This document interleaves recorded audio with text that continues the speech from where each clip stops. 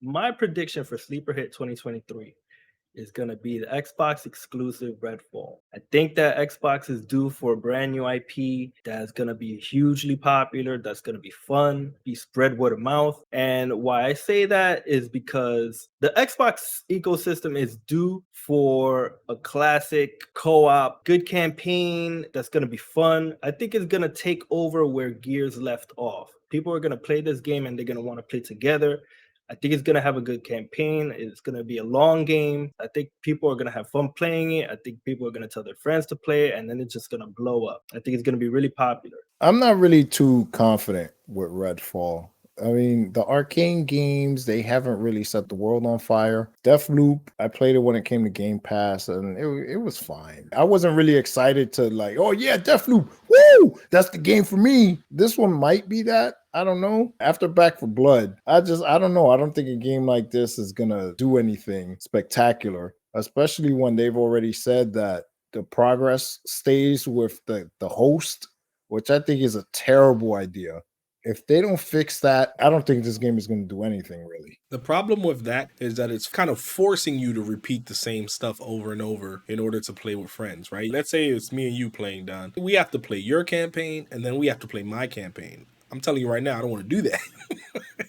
I don't want to play two different times the same stuff over and over just for me to level up or progress. Aside from that, Redfall I am looking forward to. I do like Arkane Studios' game style, even going back as far as Dishonored 2. Deathloop itself, a great game. It's very slow paced. You're not really flying, running and gunning like Halo or Call of Duty. You're more like being methodical in your movements, really trying to plan out and coordinate your attacks. I'm not usually a fan of these co-op campaign type games. Like Back for Blood, I did not like at all. It just wasn't for me. So I'm hoping that Arkane can add its unique style and make this something I'm gonna try. Will I enjoy it? Will I love it? I'm not sure. I think if Arkane does it right, this could be a really fun game and it could bring a lot of people in. And it's Game Pass, so you can't lose. I don't see why people wouldn't try it, especially with their friends, because Arkane Studios is making it is really narrative based, is campaign based. They're trying to achieve their version of what Destiny is, and Left 4 Dead kind of mixed in one. But will it work? Hold on. Here's the thing. They said this game is not Back for Blood. It's like our version of Far Cry. That's an open world game. So this game is going to be an open world game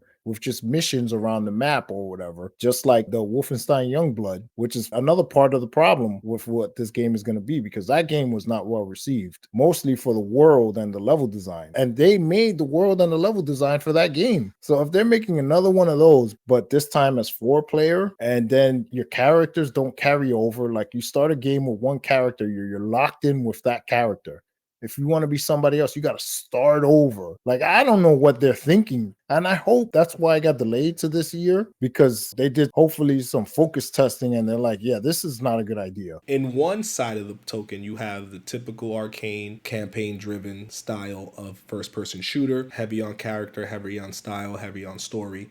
But then you also have, hey guys, we're co-op as well. In your opinion right now, based on what you know, do you see this game emphasizing co-op or emphasizing single player campaign and saying, hey, we can also do this in co-op kind of to make it fun? Because from my understanding, based off what I see, I think this is exactly what all of their other games on, but then they say, hey, we have co-op too in case you want to play with your friends, because co-op and playing multiplayer increases people to continue playing your game. What are your thoughts? From anything we've seen so far, that there is any indication that this is a single player based game. They show all 4 characters. They've only shown the 4 characters doing things in the gameplay trailer and in the CG trailer. It's co-op, completely co-op. Yeah, but then in the interviews, they say the exact opposite. They say, no, no, no, no, no, no, no, no, no, no, no. You can play single player. It's going to be like one of our old arcade games that you all know and love, like Dishonored, like Deathloop. It's going to be like that. Don't worry. But it's also co-op, and everything they show is co-op. And they're talking out both sides of their mouth. Which one is it? All right. What was so good about playing Gears by yourself? Nothing. Nothing. Exactly. This is that type of game. It's not going to be good playing by yourself. You're going to want to play with other people. Except when you play Gears with other people,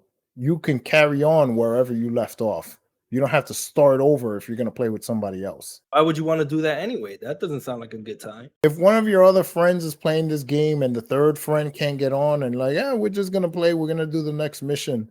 Nah, you're not doing the next mission. You're going back all the way to the beginning. That's where you're starting because that other guy is the host. You're screwing over the other friend then that didn't get to play that time. Man, come on, man. We're grown-ups. You're gonna play in the time you have. If you have to rely on other people's schedule to complete this and you can't continue where you are, I'd rather honestly play by myself. I'd rather say, hey guys, I'll jump in with y'all when I can.